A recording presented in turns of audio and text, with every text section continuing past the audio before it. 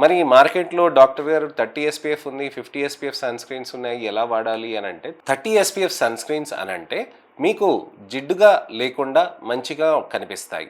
అదే 50 SPF sun screens అయితే కొద్దిగా జిడ్డుగా కనిపించే ఛాన్సెస్ ఉంటాయి. 30 ఎస్‌పీఎఫ్ చాలా మందికి నప్పుతుందండి. 50 ఎస్‌పీఎఫ్ డ్రై స్కిన్స్ వాళ్ళకి కొద్దిగా ఆయిలీగా ఉండే సన్ స్క్రీన్స్ కూడా మనం వాడుకోవచ్చండి. కానీ టెక్నికల్‌గా డిఫరెంట్ ఉంటుందండి. 30 ఎస్‌పీఎఫ్ అనేది మనం చర్మంలో కొద్దిగా తక్కువ సన్ ఎక్స్‌పోజర్ ఉండే వాళ్ళకి అల్ట్రావైలెట్ బి రేంజ్ అని అంటామనమాట. అది కొద్దిగా తక్కువగా ఉంటుంది.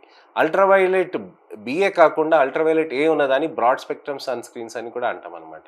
సో, ఈ విధంగా డిఫరెంట్ సన్ స్క్రీన్స్ కూడా ఉండటంతోటి చర్మంలో మనకి మంచి ప్రొటెక్షన్ అనేది జరుగుతూ ఉంటుంది. ఒకవేళ మీరు బీచ్‌లో ఎళ్తున్నా, బయటికి ఎక్కడైనా ఎళ్తున్నా కానీ మీరు సన్ స్క్రీన్స్ అనేది మీరు మంచిగా పెట్టుకోవాల్సిన అవసరం ఉంటుంది. సార్ నేను ఔట్‌డోర్ యాక్టివిటీకి ఎళ్తున్నాను, వెకేషన్‌కి ఎళ్తున్నాను, ఎప్పుడెప్పుడు పెట్టుకోవాలి సన్ స్క్రీన్ అనంటే ప్రతి 2, ప్రతి 3 గంటలకి మీరు ఖచ్చితంగా పెట్టుకుంటూనే ఉండండి. ఎప్పటి నుంచి ఎప్పటిదాకా పెట్టుకోవాలి సార్? నేను 9 గంటలకు పెట్టుకోవాలా? 12 గంటలకు పెట్టుకోవాలా? 1 గంటకనంటే కేవలం మీరు అర్థం చేసుకోవాల్సింది ఏంటంటే అండి, సూర్యోదయం నుంచి సూర్యాస్తమయం వరకు మీరు సన్ స్క్రీన్ పెట్టుకోవాల్సిన అవసరం ఉంటుంది. సూర్యోదయం కాంగానే మనకి వెలుతురు ఎలా అయితే వస్తుందో, సూర్యుడి వెలుతురు మన చర్మం పైన తగులుతూ ఉంటుంది. సార్ నేను ఎండకే ఎళ్ళను అని చాలామంది అంటూ ఉంటారు నా పేషెంట్స్, క్లయింట్స్.